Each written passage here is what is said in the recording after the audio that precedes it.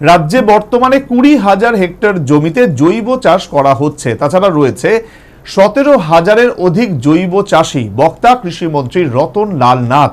সেই সাথে তিনি জানান, রাজ্যে জৈব চাষীদের নিয়ে সহস্রাধিক ক্লাস্টার হয়েছে। কেন্দ্রীয় সরকার গোটা দেশে কৃষকদের আয় দ্বিগুণ করার জন্য একাধিক পদক্ষেপ গ্রহণ করেছে। ফলশ্রুতিতে রাজ্যে কৃষকদের আয় পূর্বের তুলনায় বৃদ্ধি পেয়েছে, এই দাবি প্রশাসনিক কর্মকর্তাদের। এরই অঙ্গ হিসেবে রাজ্যে কৃষকদের উৎপাদিত ফসল বিক্রির বাজার তৈরি করছে রাজ্য সরকার।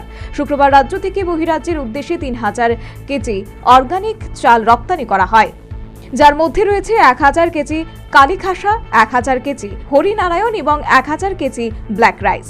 রাজধানীর এডিনগর স্থিত কৃষি গোদামে এক সংক্ষিপ্ত অনুষ্ঠানের মধ্য দিয়ে পতাকা নেড়ে 3,000 কেজি বোঝাই গাড়ির যাত্রা সূচনা করেছেন কৃষিমন্ত্রী রতন লাল নাথ। মন্ত্রী যখন ত্রিপুরাতে এসেছিল তখন 22/12/2000 তারিখে আমাদের ন্যাশনাল কোঅপারেটিভ অর্গানিক লিমিটেডের সাথে নিউ দিল্লিতে একটা চুক্তি হয়। কি চুক্তি? আমাদের রাজ্যের যে অর্গ্যানিক আইটেম তারা পারচেজ করবে থ্রো এফপিসি, এটা তারা কন্ট্রাক্ট হচ্ছে। এই জন্য আজকে আমাদের এখানে আমরা 1,000 কেজি কালীখাসা, 1,000 কেজি হরিনারায়ণ এবং 1,000 কেজি ব্ল্যাক রাইস আমরা বহিরাজ্যে পাঠাচ্ছি এবং কোনোটা আবার বহির্দেশেও যাবে। খুব ডিমান্ড। আর এখন একটা ব্র্যান্ড, কি ব্র্যান্ড? ভারত অর্গানিক। সেই সাথে কৃষিমন্ত্রী জানান, রাজ্যে বর্তমানে 20,000 হেক্টর জমিতে জৈব চাষ করা হচ্ছে।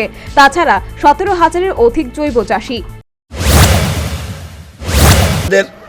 সরকার আসার পর আমরা 18,000-এর উপর হেক্টর আমরা অর্গানিক আমরা চাষ করেছি এলাকা।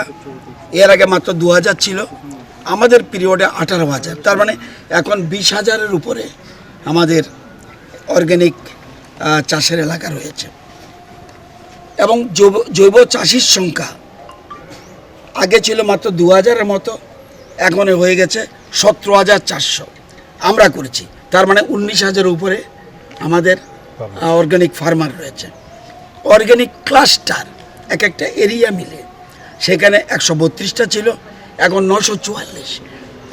1,000-এর উপরে আমরা ক্লাস্টার এরিয়া করেছি। সেই সাথে কৃষিমন্ত্রী রতনলাল নাথ জানান, রাজ্যে জৈব চাষীদের নিয়ে সহস্রাধিক ক্লাস্টার রয়েছে এবং সংশ্লিষ্ট কৃষকদের উদ্যমী করে তোলার জন্য একাধিক পদক্ষেপ গ্রহণ করা হয়েছে। Bureau report, news vanguard.